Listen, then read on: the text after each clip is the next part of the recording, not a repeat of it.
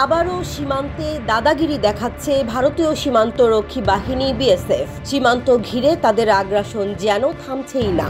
একের পর এক উস্কানিতে বিরক্ত সীমান্ত এলাকার মানুষ।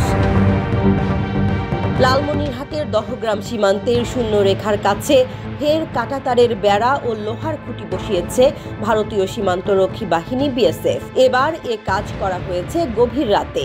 তবে বর্ডার গার্ড বাংলাদেশ বিজিবি সদস্যদের বাধায় নির্মাণ কাজ বন্ধ রাখা হয়েছে। সীমান্তবাসী জানান, দহগ্রামের কলোনিপাড়া সীমান্ত এলাকায় 28 ফেব্রুয়ারি গভীর রাতে বিএসএফ ভারতীয় নাগরিকদের দিয়ে শূন্য রেখার 3 থেকে 5 গজের মধ্যে কাঁটাতারের বেড়া ও লোহার খুঁটি স্থাপন শুরু করে। 1 মার্চ সকাল পর্যন্ত প্রায় 500 গজ এলাকা জুড়ে কাঁটাতারের বেড়া ও লোহার খুঁটি স্থাপন করতে সক্ষম হয় তারা। খবর পেয়ে বিজিবি জওয়ানরা ঘটনাস্থলে গিয়ে অবস্থান নেয়। এতে কাজ বন্ধ করলেও নিজেদের সীমান্তে শক্তি বৃদ্ধি করে বিএসএফ।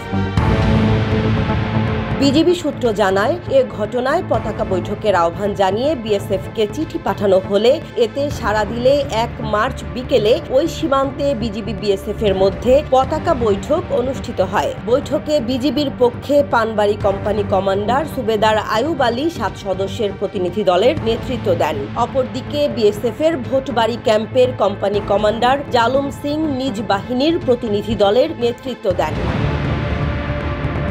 পানবাড়ি বিজিবি ক্যাম্পের কমান্ডার সুবেদার লুৎফর রহমান জানিয়েছেন, কিছু না জানিয়ে আবারও কাঁটাতারের বেড়া নির্মাণের কঠোর প্রতিবাদ জানানোর পাশাপাশি সীমান্তে টহল বৃদ্ধি করা হয়েছে। রংপুর 51 বিজিবি ব্যাটালিয়নের অধিনায়ক লেফটেন্যান্ট কর্নেল মোহাম্মদ সেলিম আলদিন সাংবাদিকদের জানিয়েছেন, বিএসএফ আমাদের জানিয়েছে যে তাদের জেলা প্রশাসনের সহায়তায় সীমান্তে বেড়া নির্মাণ শুরু করেছিল ভারতীয় গ্রামবাসী। কিন্তু দুই বাহিনীর মধ্যে এর আগে অনুষ্ঠিত উচ্চ পর্যায়ের বৈঠকে সীমান্তে আপাতত কোনো ধরনের স্থাপনা নির্মাণ না করার বিষয়টি তাদের স্মরণ করিয়ে দেয়া হয়েছিল।